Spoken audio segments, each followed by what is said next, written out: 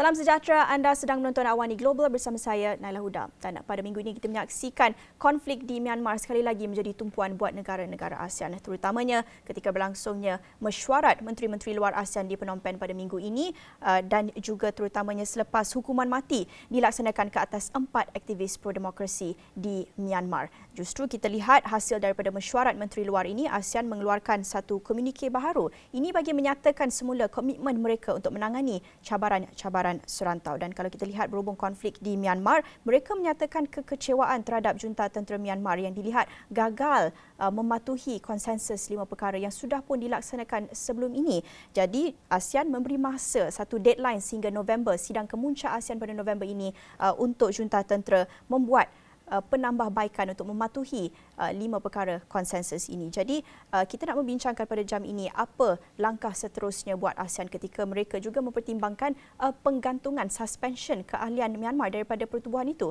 Jadi sudah bersedia bersama saya untuk membincangkan lebih lanjut Dr. Roy Anthony Rogers, pensyarah Jabatan Pengajian Antarabangsa dan Strategik Fakulti Sastra dan Sains Sosial Universiti Malaya. Terima kasih Dr. Roy sudi bersama saya dalam Awani Global jam ini. Pertama sekali kita nak lihat komunike kenyataan yang dikeluarkan ASEAN selepas mesyuarat Menteri Luar ASEAN pada minggu ini. Katanya mereka akan menilai semula konsensus 5 perkara ini pada sidang kemuncak ASEAN pada November akan datang. Pandangan Dr. Roy melihat kepada kenyataan yang dikeluarkan ini dan juga deadline yang diberikan kepada tentera Myanmar. Ya, terima kasih pada pihak Astro. Ya, konsensus yang telah pun dipersetujui oleh para pemimpin ASEAN pada bulan April tahun 2021 merupakan dokumen utama untuk membolehkan Myanmar ataupun untuk memastikan Myanmar membuat perubahan. Namun begitu, setelah lebih setahun, nampaknya pihak Myanmar tidak membuat apa-apa perubahan berdasarkan 5 konsensus. Malahan apa yang sedang berlaku di Myanmar adalah sebaliknya, di mana baru-baru ini kita telah pun mendapat berita di mana 4 orang aktivis telah pun dihukum bunuh dan perwakilan ASEAN, perutusan ASEAN yang melawat ke Myanmar tidak dibenarkan untuk berjumpa dengan pihak yang mereka ingin untuk berjumpa, termasuk Aung San Suu Kyi. Maka para pemimpin ASEAN pada masa kini berpendapat bahawa seolah-olah ASEAN telah diperlekehkan, telah pun dipersendakan, dan ramai yang berasa, kalau dengan izin yang berasa sudah fed up dengan Myanmar dan berpendapat sesuatu yang lebih tegas harus diambil oleh ASEAN terhadap pemimpin junta di Myanmar. Jadi deadline yang diberikan ini pada sidang kemuncak ASEAN November akan datang, adakah Doktor melihat ini cukup untuk memaksa penambahbaikan daripada pihak junta tentera Myanmar untuk mereka mematuhi konsensus 5 perkara ini? Pada pandangan saya, ini diharapkan akan memberi peringatan kepada pemimpin di Myanmar untuk melakukan sesuatu yang lebih positif ke arah pembaruan yang ingin dicapai melalui 5 konsensus. Namun begitu, secara realitinya, saya tak pasti sama ada deadline sehingga ke bulan November adalah mencukupi keadaan memandangkan ini merupakan satu junta militari yang agak keras dan boleh dikatakan degil untuk melakukan sebarang perubahan, dan sekarang kita pun sudah pun berada di hampir pertengahan bulan Ogos. Hari ini pun sudah pun 5 hari bulan Ogos. Tak lama nanti kita akan masuk bulan September dan November tidak jauh. Saya tak pasti sejauh mana yang dikatakan deadline itu cukup untuk membolehkan Myanmar membuat perubahan. Saya kira apa yang dibuat oleh ASEAN ketika ini dan apa yang bakal dibuat oleh ASEAN boleh dikira sebagai satu perkara yang unprecedented. Cabaran yang didepani ASEAN ini belum pernah lagi berlaku ataupun belum pernah lagi berlaku pada skala ini. Dan difahamkan apa yang ASEAN sedang melakukan ini, keputusan yang diambil ini adalah berdasarkan kepada artikel 20 dalam piagam ASEAN ataupun di ASEAN Charter. Boleh Doktor terangkan sedikit tentang artikel 20 ini dan apa yang sebenarnya cuba dilakukan oleh ASEAN? Okey. Dalam artikel 20 ASEAN Charter atau piagam ASEAN itu ada menyebut di mana sekiranya konsensus tidak dapat dicapai di kalangan negara-negara ASEAN, maka terserahlah kepada persidangan ASEAN atau ASEAN Summit untuk membuat keputusan. Dan selain daripada itu juga perlu saya tegaskan dalam artikel 20 dan perkara yang keempat di mana disebutkan apabila sesuatu pelanggaran atau dalam istilah dipanggil pelanggaran serius atau serious breach of charter or non-compliance. So dalam hal ini agak jelas di mana di mana kelihatan apa yang telah dipersetujui dalam 5 poin konsensus yang di mana pemimpin Myanmar sendiri telah pun bersetuju pada bulan April 2021 masih tidak dipatuhi, maka perkara ini harus dirujuk kepada persidangan ASEAN atau ASEAN Summit untuk keputusan.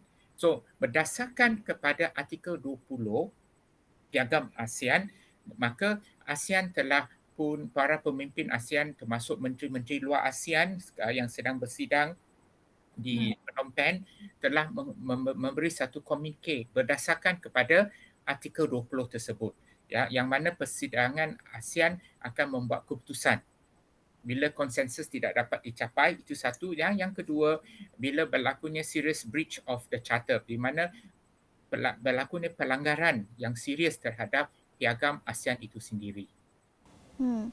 Jadi seperti yang Dr. Roy katakan tadi, pemimpin di Myanmar ini boleh kita lihat sebagai agak degil, bersifat degil, dan mungkin Dr. Roy kurang yakin pihak pemimpin di Myanmar ini akan mengambil tindakan atau akan mengambil peluang untuk menambah baik atau mematuhi konsensus 5 perkara yang telah pun dinyatakan ASEAN. Jadi sekiranya untuk bulan-bulan akan datang ini sehinggalah November sidang kemuncak ASEAN, kita melihat mereka tidak melakukan penambahbaikan dan tiada progres yang kita dapat lihat pada konsensus 5 perkara ASEAN ini, dan terutamanya kalau kita melihat hukuman mati ke atas tahanan politik, ke atas aktivis terus dilaksanakan di negara itu, apa langkah seterusnya yang wajar diambil oleh ASEAN?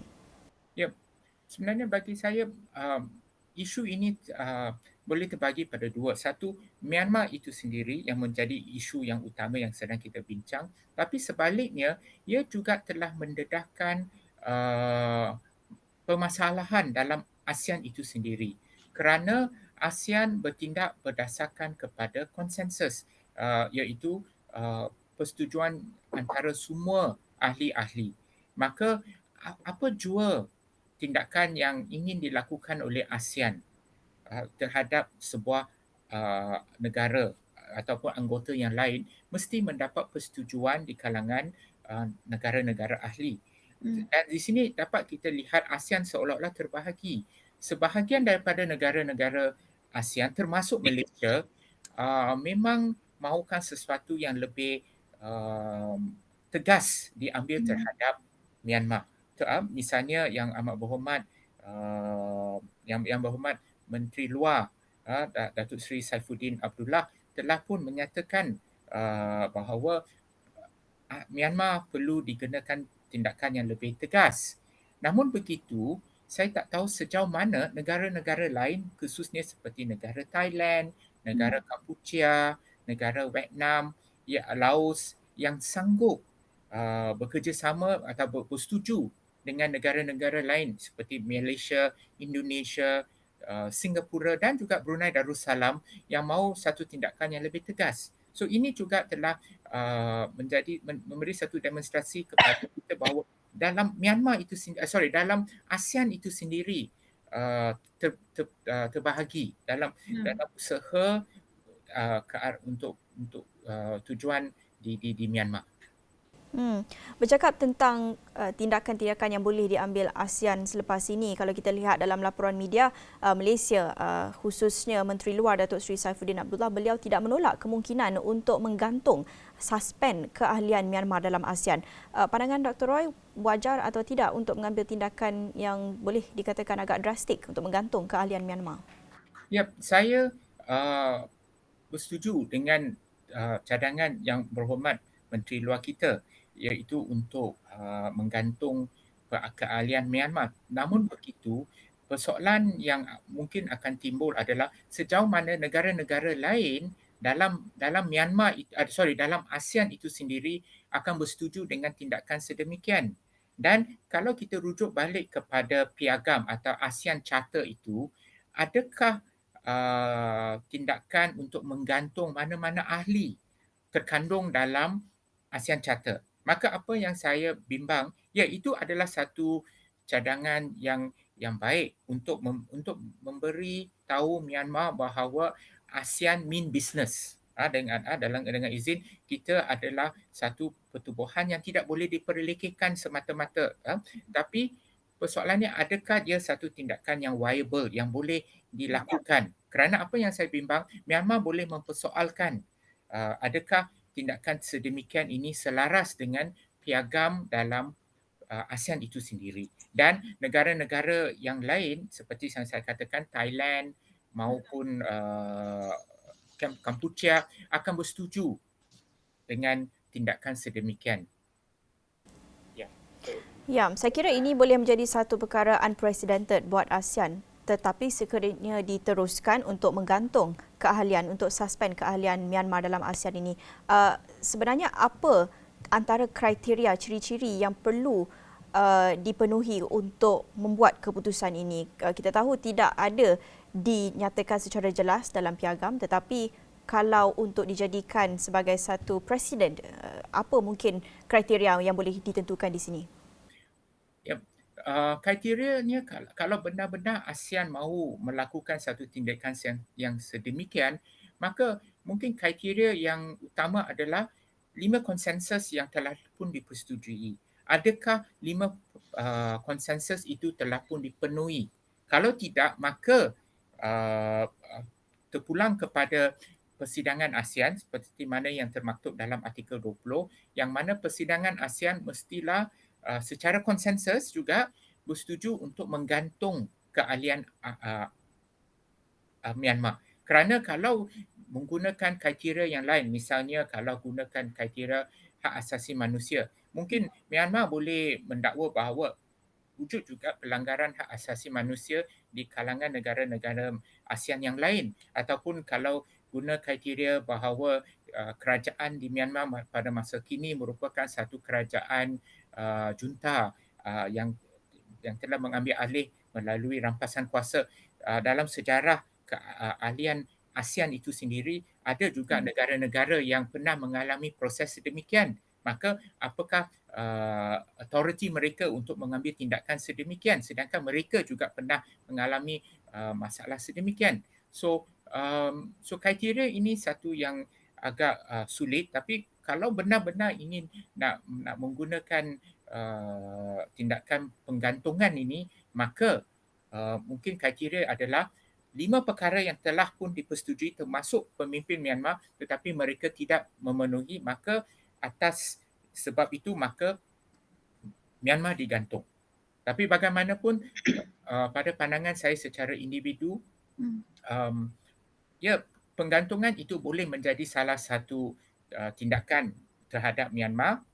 Pada masa yang sama, kita juga perlu ingat bahawa kadang-kadang lebih baik Myanmar berada dalam ASEAN itu sendiri supaya masih ada satu peluang untuk berinteraksi dengan mereka, untuk berhubung dengan mereka, daripada langsung kita memutuskan sebarang perhubungan dengan mereka. Dan di samping usaha ASEAN antara 10 negara anggota, saya berpendapat bahawa ASEAN juga mungkin boleh meminta pertolongan daripada rakan dialog, khususnya China yang mempunyai hubungan yang erat dengan Myanmar, yang mempunyai perdagangan, ekonomi, pelaburan di Myanmar. Kerana jikalau ekonomi dan politik Myanmar semakin meleset, ia turut akan menyebabkan pelaburan China di Myanmar meleset, khususnya China mempunyai Belt and Road Initiative dan sebagainya. Mereka mempunyai kepentingan di Myanmar. Maka sekiranya keadaan di Myanmar semakin merosot, ia turut akan membawa kesan negatif kepada China. So di sini pada pandangan saya, China mempunyai salah satu pengaruh yang kuat terhadap Myanmar yang kemungkinan boleh mempengaruhi pemimpin junta di Myanmar untuk membuat sedikit sebanyak perubahan ke arah positif.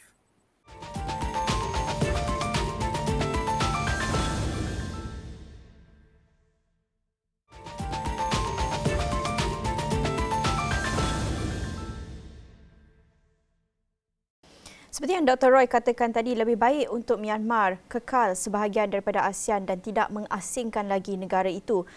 Kalau kita nak pertimbangkan bagaimana agaknya situasi sekiranya Myanmar digantung keahliannya dari ASEAN dan juga kita menyaksikan Myanmar diasingkan lagi dari masyarakat antarabangsa, apa akan jadi pada konflik di Myanmar itu? Apa akan jadi pada hak-hak ataupun hak asasi manusia di situ dan juga kebajikan aktivis demokrasi di sana dan juga pemimpin-pemimpin politik NUG yang masih tidak lagi kita ketahui statusnya. Apa akan jadi situasi di sana? Akan terus merosot sekiranya diasingkan lagi? Adakah itu satu risiko yang perlu dipertimbangkan? Ya, seperti mana yang saya sebut tadi, ini ada besar kemungkinan dengan mengasingkan Myanmar daripada masyarakat antarabangsa, ia akan menjadikan rejim itu lebih bersikap agresif tanpa dipantau dan juga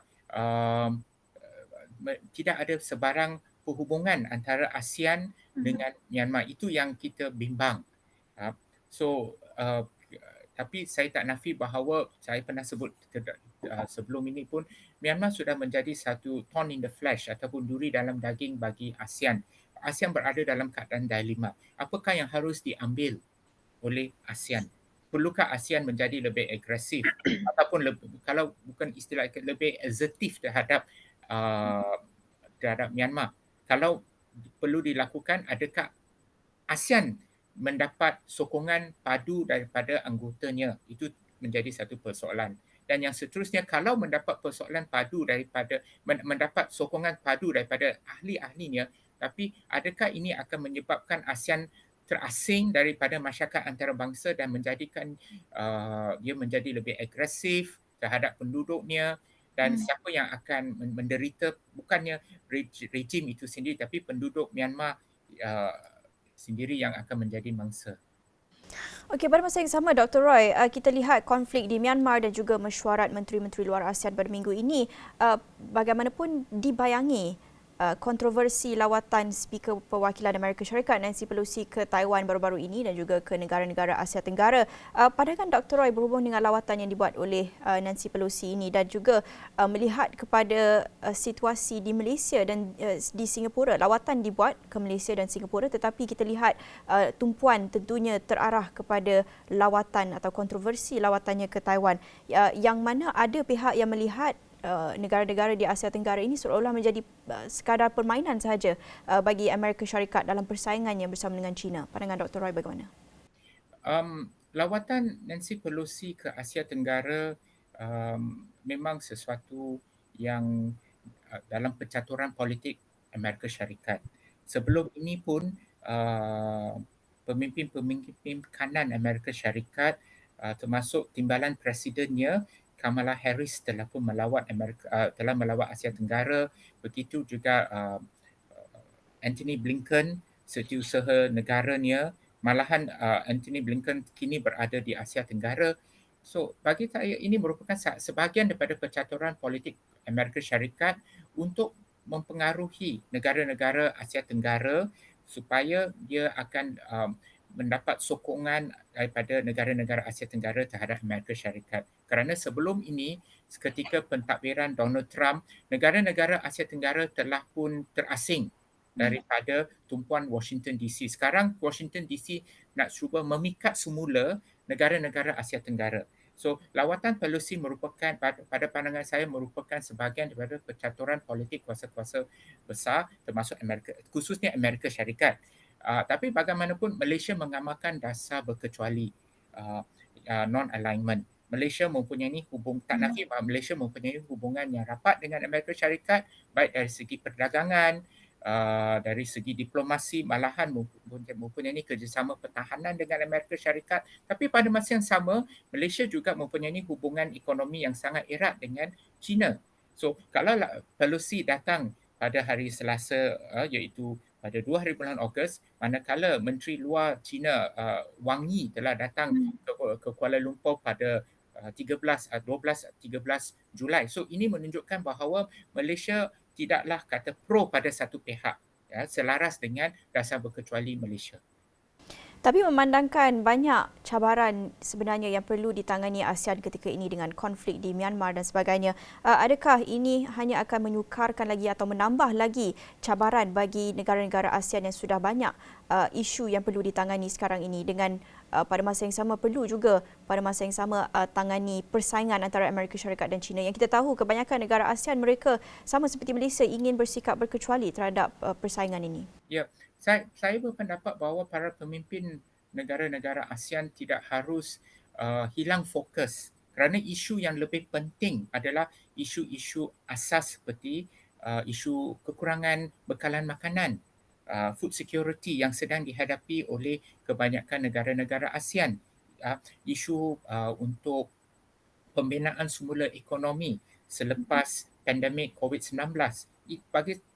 Bagi saya itulah isu yang sangat penting yang menjadi asas dan yang mana penduduk awam tidak kira di Malaysia ataupun di Myanmar ataupun di Singapura dan mana-mana yang menjadi perkara yang utama yang harus diberi perhatian. Ya, saya tak nafi isu kuasa-kuasa besar sememangnya akan menjadi sebahagian daripada agenda ASEAN, tetapi isu yang asas adalah isu penduduk sendiri, ya.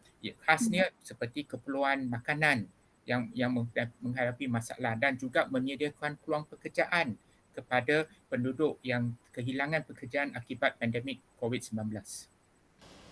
Okey, Dr. Roy, akhir sekali mengambil kira segala cabaran yang kita dah bincangkan ini menuju ke sidang kemuncak ASEAN pada November dan juga untuk bulan-bulan akan datang pastinya kita akan juga melihat kepada peranan Indonesia sebagai pengerusi ASEAN pada tahun akan datang. Tentunya ini akan memberi mungkin satu nafas baru bagi ASEAN dan juga mungkin hala tuju yang baru, direction baru untuk berdepani dengan cabaran-cabaran ini. Jangkaan Dr. Roy untuk bulan-bulan akan datang bagi negara ASEAN, cabaran dan juga solusi yang boleh diketengahkan sekarang. Okey, kalau dari segi cabaran, dari segi hubungan luar tak pasti, sudah pasti isu seperti isu Myanmar akan berterusan menjadi satu cabaran utama kepada ASEAN. Apakah tindakan yang akan diambil oleh rejim atau junta di Myanmar, itu merupakan salah satu cabaran. Selain daripada itu, dalam beberapa minggu kita perlu memerhati perkembangan di Selat Taiwan kerana pihak China telah pun telah mengecam lawatan Nancy Pelosi ke Taiwan dan mereka telah berjanji akan mengambil satu tindakan yang lebih drastik. So kita perlu memerhati situasi di Selat Taiwan khususnya dan juga secara amnya di Asia Timur. Dan cabaran secara domestik di dalam kebanyakan negara-negara ASEAN adalah isu pembinaan semula ekonomi, menyediakan peluang pekerjaan, isu bekalan makanan yang mencukupi kepada rakyat tempatan. Itu merupakan cabaran dalaman bagi kebanyakan negara-negara ahli ASEAN. Baik, terima kasih Dr. Roy. Banyak lagi yang kita nak kupaskan tapi itu sahaja masa kita ada untuk Awani Global Jam ini. Terima kasih kepada Dr. Roy Anthony Rogers, pensyarah Jabatan Pengajian Antarabangsa dan Strategik Fakulti Sastra dan Sains Sosial Universiti Malaya mengulas mengenai konflik di Myanmar dan bagaimana ASEAN menangani isu ini walaupun selepas setahun sejak rampasan kuasa dilancarkan oleh junta tentera Myanmar. Terima kasih sekali lagi kepada Dr. Roy. Itu sahaja untuk Awani Global pada jam ini. Bersama saya Naila Huda. Kita jumpa lagi. Salam hormat.